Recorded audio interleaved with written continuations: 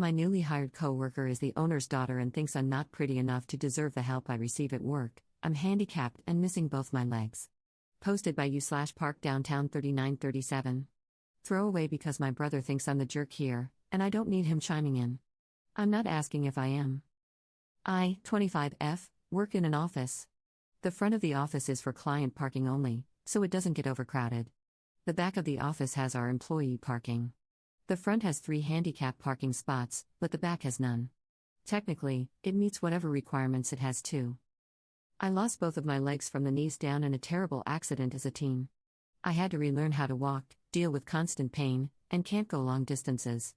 Carrying anything heavy is also a big challenge. I've made it work with my prosthetics and occasionally use a wheelchair if my stumps really ache. That said, I never wear skirts or shorts. I don't like the stares, the questions, or the unsolicited advice. When I started working at my job, I asked if I would be parking out front, but my office instead gave me a reserved parking spot next to the back door. They even hung a little sign marking it as reserved. After working there for a while, I suggested to management that they add a handicap spot or 2 in the back, but they declined, saying there wasn't a need for it because I had my reserved spot. I figured they would reserve another spot for anyone else who needed it, just like they had a temporary reservation area for any pregnant coworkers. Last week was rough. One of my legs had splintered, it's the best word I have to describe it, after a bit of a fumble on my part. So I had no choice but to use the wheelchair until I could get my replacement. Since I dislike being legless, it makes me very self-conscious. I still wore my prosthetics. I pulled into the back parking lot to see my spot taken by a pretty little car. I'm a sucker for green. The front parking was also full, so all that was left was the parking in the way back. Instead, I just turned around, pulled into the front client parking area, parked, hung up my placard, and went inside. I immediately found my boss and explained about my leg, the parking situation, and what I had done. He wasn't pleased that someone had taken my spot and told me to just get to work while he looked into it. Around lunchtime, he found me and explained that it was the owner's kid. She had just started working here and didn't know about the parking. He said she wouldn't be parked there again tomorrow. Cool, just a newbie in a mix-up. The next day rolls around, and that pretty little car is back where it doesn't belong. I do the same thing as the day before, and my boss looks frustrated. He heads off to have a chat. At some point, my boss comes back to me with a stack of paperwork. He tells me that the new girl is kicking up a fuss about the parking spot and trying to threaten him because, you know who my dad is, right? So he's done with it. Instead of taking it up the ladder and fighting against her to get the boss man to see reason, he's submitting paperwork to HR about the lack of handicap parking in the back. Since I started working here, HR and our accessibility department have changed hands, and he knows there are a few people there who are very accommodating. I filled out the paperwork, and he took it from there.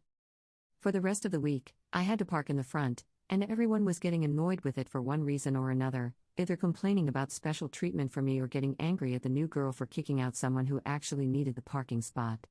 A lot of people started giving her the cold shoulder, and she couldn't understand why. More people have been checking on me and offering to help carry things. She saw this and decided that I'm not pretty enough for that kind of attention and that I'm unprofessional. This morning, I checked the back again, and her little car was parked all the way in the back. In my old reserved spot, there's now a bright and shiny handicap sign. I rolled in to hear her loudly complaining to the front-end staff, demanding they set a time for her to meet with her daddy today because she can't be bothered to walk across a parking lot on perfectly healthy legs, judging by her skirt and heels.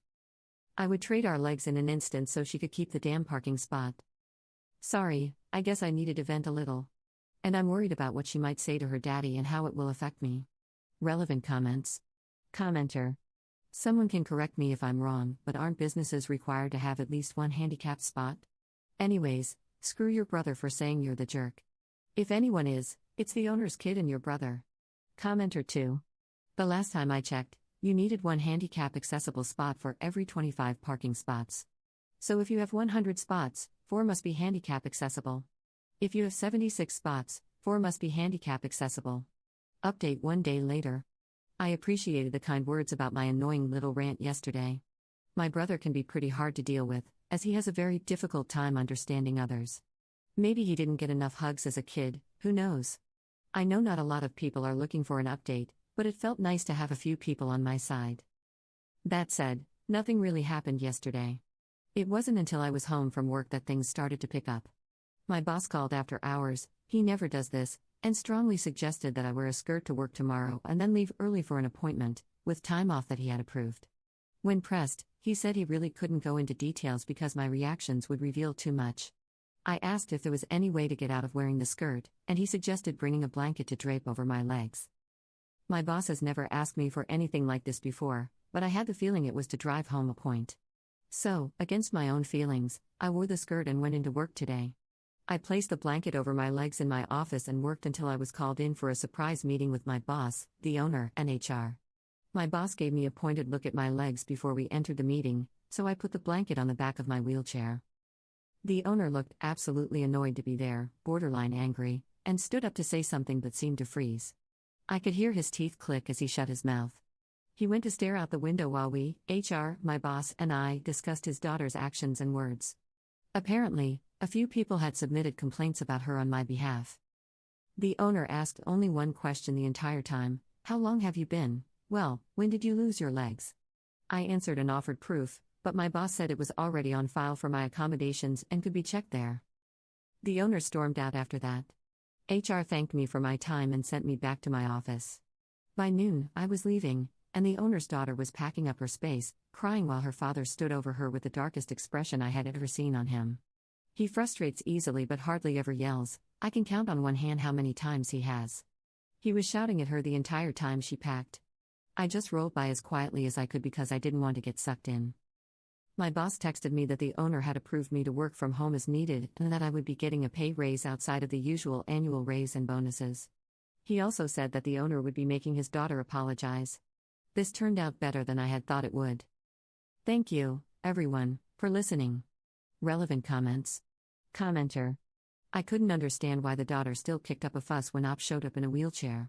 Did the entitled brat think that Op just had a wheelchair sitting around because she spent her free time panhandling? And how did Op get a handicap placard? Apparently, the brat thought Op was faking it until she proved she'd lost her legs. I hope the brat finally learned a lesson. Commenter 2. She's probably one of those people who believes that if a wheelchair user is ever capable of walking, they don't actually need the wheelchair and aren't really disabled. Commenter 3. I mean, he probably believed whatever his little angel was telling him at first. Judging by his asking how long it had been since Op lost their legs, she probably spun a tale about someone taking advantage of her or bullying her because she's new or some nonsense. He even put his neck on the line a bit with that meeting. Once he realized how close he was to making a serious mistake because his daughter was a spoiled brat, he handled it. Maybe a little overboard since he was yelling in the office, but that could very well be the first tough parenting she's ever received. Honestly, massive win for Op to have coworkers supporting and standing up for her, even against the big boss's daughter.